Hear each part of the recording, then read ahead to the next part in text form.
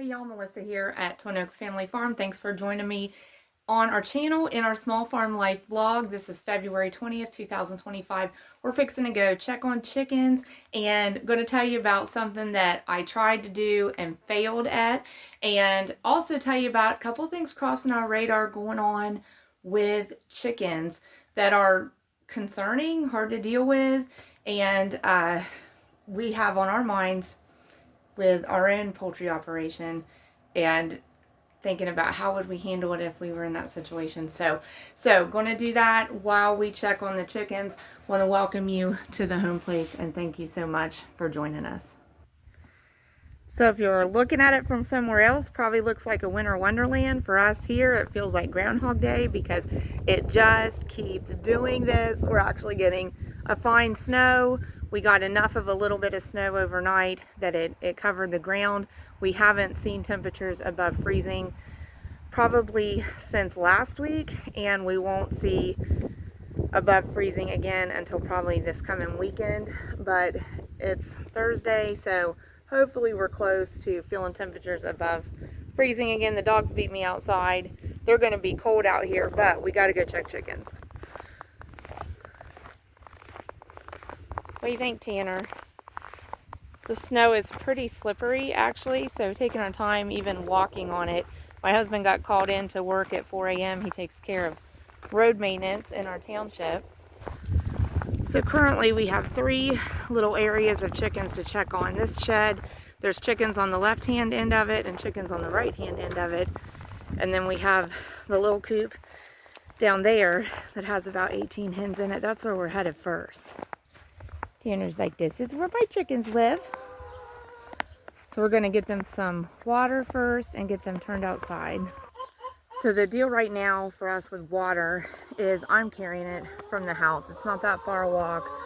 We have frost-free spigots, but just not using them, trying to just not abuse them because we dropped into a freezing spell, and this is we've had multiple freezing spells now for winter, so we've dropped into like a week-long freezing spell, and everything, the ground is really solid frozen, everything's frozen. So just trying to avoid abusing our frost-free spigots. We're just carrying water. So I'm going to show you the water setup here with these little chickens. It's so simple, but it was interesting how we perceived it didn't. We tried something, it didn't work the way that I thought it would. So I'm just bringing them water from the house in a little pitcher. So they're accustomed, this group of chickens is accustomed to just drinking out of this blue water bucket. Let me pour this in here. And so we have multiples of the blue water bucket, and when they freeze up, you know, we can take them. I'm going to go ahead and pour some in here for them. We take the buckets in and out of the house and have one out here and have one in the house thawing. So initially I had set just this plastic, there we go, that's what I was trying to accomplish there too. So we had set this plastic tub out for these chickens just on the ground, and it's clear and the water's clear, and they weren't accustomed to it. It's like they didn't even see it. They would just walk right over top of it. So water was frozen in the blue bucket. I just had to set the clear tub in the blue bucket, and they keyed in on the blue bucket to go get water. So just, you know, that's just a great visual reference and reminder that our livestock, as simple as their brains seem, they are keyed in on routines. They're keyed in on things that they recognize in their environment. So to make things as manageable and low stress for them as possible, the more we can keep the same for them, the better. Okay, here we go. I always love this part, opening up the door. I honestly don't know if they'll come out today. They probably will. But honest to goodness, sometimes they see it's snow covered and they just have this reaction like, we really don't want to go out there. But they do want to come outside. So I don't know how much time they'll actually spend outside today.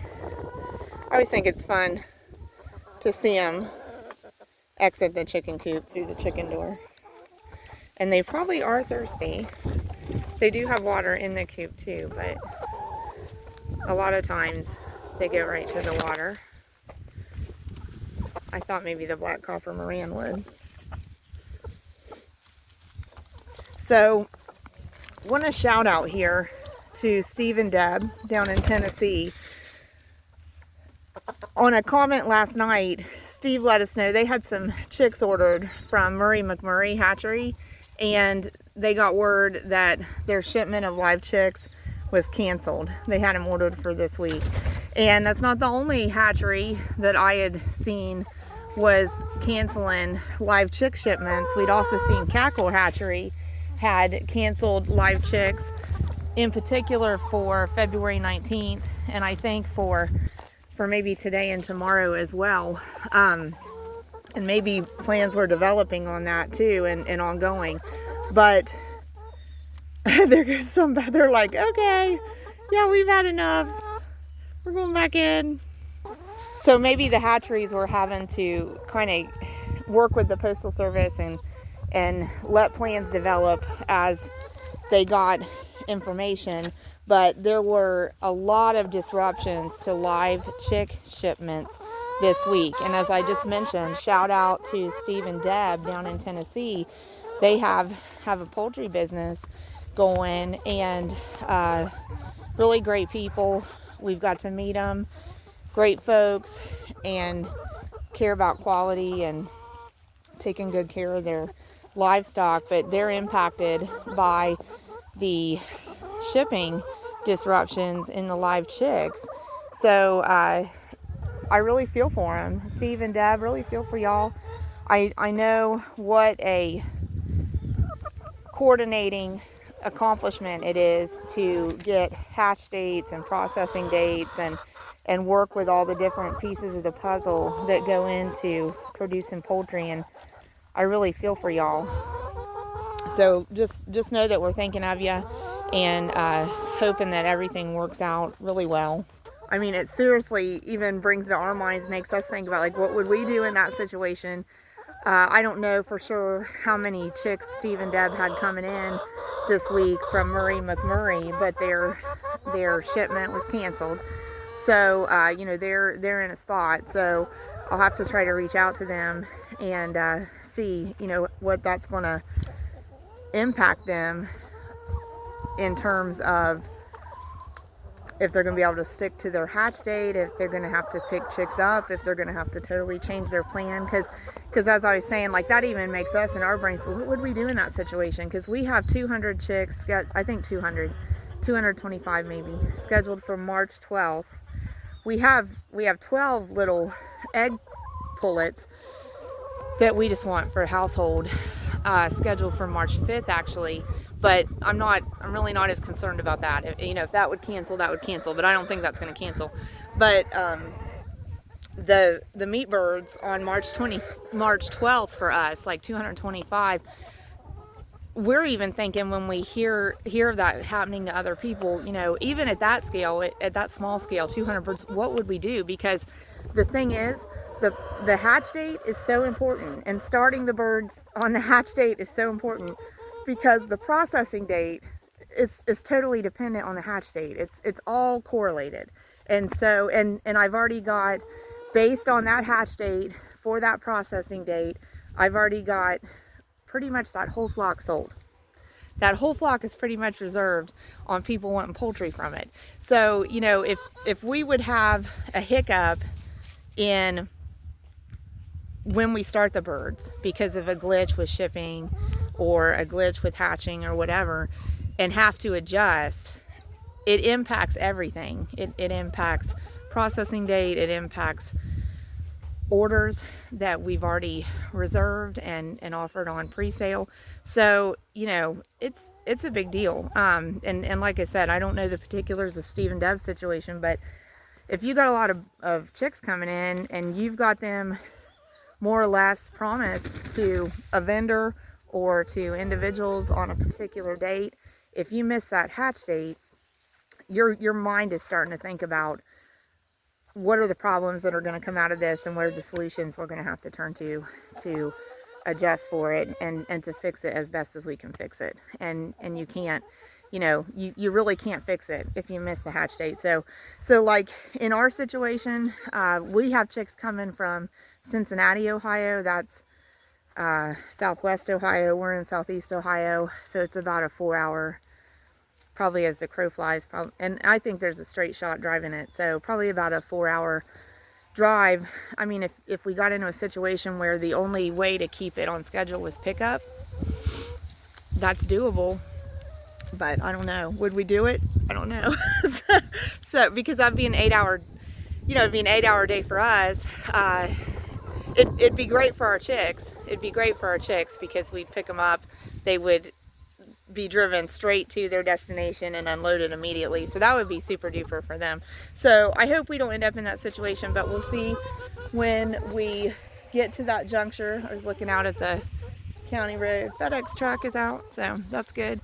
But the thing with the hatcheries too, the other thing about that I wanted to mention, on the surface, when y'all see on social media or Facebook or on the websites from the hatcheries, we've canceled such and such ship date. On the surface, it looks like the hatchery chose to cancel the ship date because of the cold weather. But I'm surmising that under the surface, the thing I know about hatcheries is they know how to pack those birds. They know how to pack them. They pack them different in the summer than they pack them in the winter. And you get, when you're receiving birds, what I know from receiving birds is you get different size boxes in the summer than you get in the winter. You get different densities in the boxes in the summer than in the winter. The hatcheries know how to pack them. So even if it's going to be super cold, the hatcheries know how many birds to put in what size box to keep the body heat right in the box so that the birds will live, okay? So the issue becomes, is the transport handling the birds going to get them there in a timely manner? And so under the surface of the hatcheries canceling the shipments is not just did the hatchery choose to cancel the shipments. The thing that's probably going on is probably the Postal Service said we're not taking live shipments on XYZ dates when we are seeing the forecast show this in the weather. And that's reasonable on the post office then too, because their routes are what they are. And we can vouch, we've had birds that got stuck in transit for overnight. They should have got here day of when they were shipped, and they got stuck in transit overnight, and we didn't get them till the next day. We didn't have a lot of immediate death from that, but it was a meat bird flock, and it did not do well. It did not do well. It still turned out marketable, but in terms of maximizing growth potential, that negatively, that layover, that getting stuck in transit, that negatively impacted that group noticeably to us as producers. So it came down to, you're feeding the same amount of feed to produce 4-pound chickens that in a better shipping situation we'd use the same amount of feed and resources and produced 6.5-pound chickens. So that's why I say it is reasonable on the post office side if they're saying, we see what they're forecasting the weather to be, we know what our routes are, and we're not gonna vouch for keeping all these birds live shipment safe. I get that, but it does, I mean, it causes a hiccup. It puts a flaw in this law, because it's hard for producers, hatcheries, even sometimes with backyard flocks. It's hard to adjust for that if you've planned on this particular hatch date and something happens. So anyway, just thinking of y'all, Steve and Deb for sure, and we're thinking ahead to we hope March 12th that everything goes okay, getting our birds in here for meat chickens. So basically we're gonna let these gals, this first group of chickens, stay out here.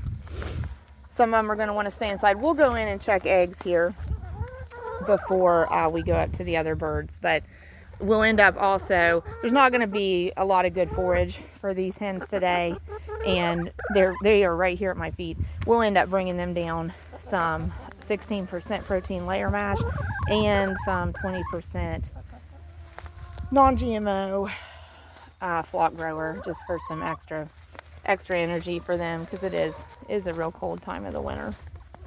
So a lot of the hens are like, yeah, it feels good in here. Some of them in here enjoying their flock block. We love those. You can't see it real well. It kind of blends into the floor there, but we just get those from the feed mill. Beverly Feeding Equipment is our favorite feed mill in the world, And they handle Kalmbach, and we get Kalmbach flock blocks from them.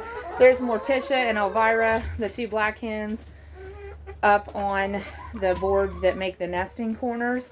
So I'd say a lot of these hens are going to just hang out inside. It does feel noticeably warmer in here than it does outside, I think because of the greenhouse panels. The plan right now is we are submitting a material list and getting the price and putting an order in, I think, for material for 2 more of these. I don't know if y'all can see it. The snow is actually falling inside inside the coop. That's just because some of it blows in under the ridge cap. And I just point that out to show you that's one of the things that works about this coop. It's not airtight. And you know, our livestock needs good ventilation.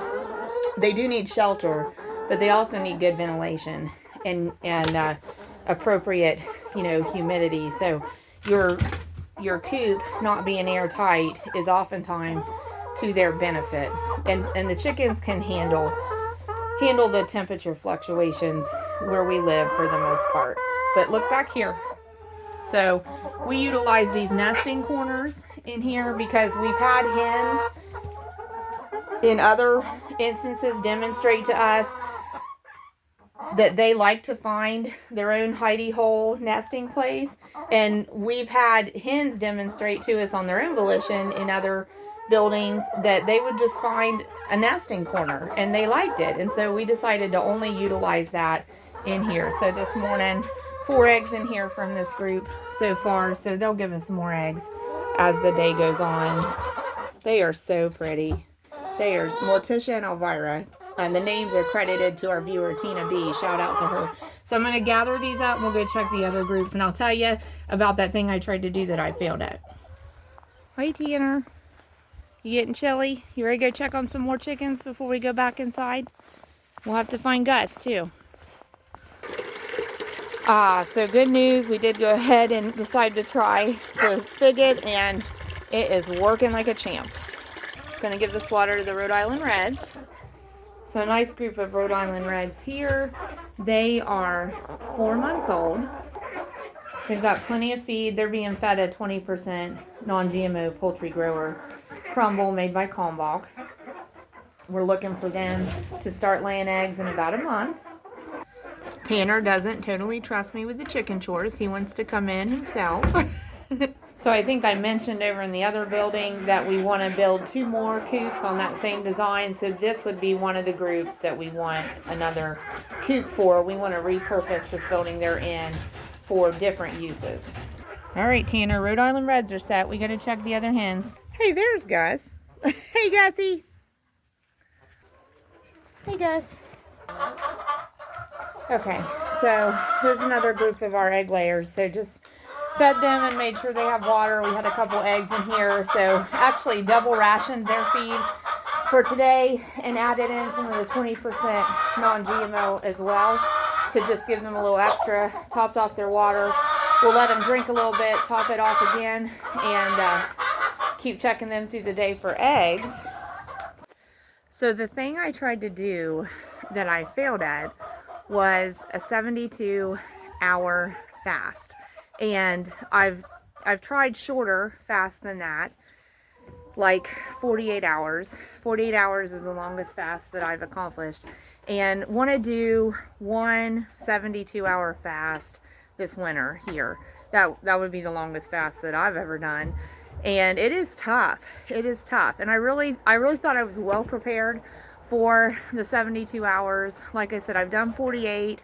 60 hours would probably be like the next best goal point to go for, but I thought, you know, if you make 60 and if it's timed so that like it hits at night and then you know sleep overnight, you can make 72 pretty easy. But I started feeling bad about 28 hours in, and so 24 hours in I did a video and shared that I was 24 hours into a 72-hour fast and was feeling pretty strong then, but then 28 hours in I really started noticing not just the bodily indications that, hey, you know, I'm fasting, the body is adjusting, but more serious than that, and even even started to feel bodily responses that I knew were not something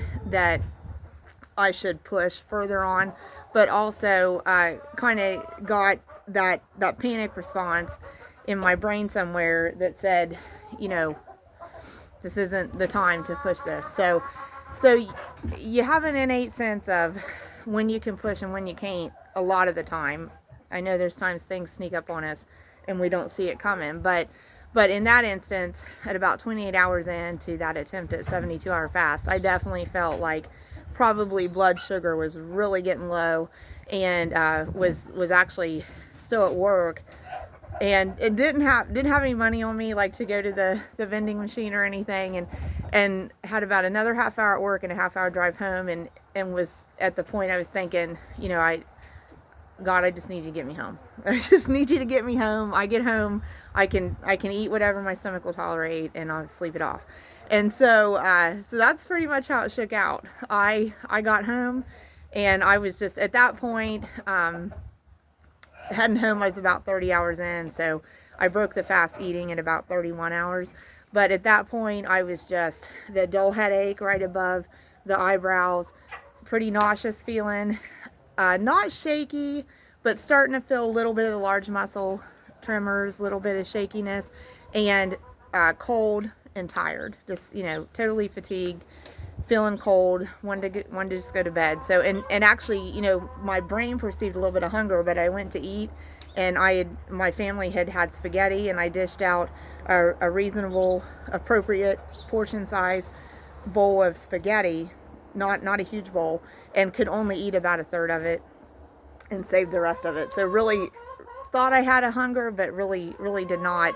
So so you know, ate a little bit, put away what I didn't eat, had put on comfortable clothes and extra warm clothes and slippers on my feet, because you know that helps you warm up your core temperature too, and went to bed and slept like a champ, and really felt excellent this morning. So I haven't eaten yet. Yeah, I haven't eaten yet this morning. Gonna go eat. I do actually have some eggs from our hens, which we hardly ever have eggs from our own hens.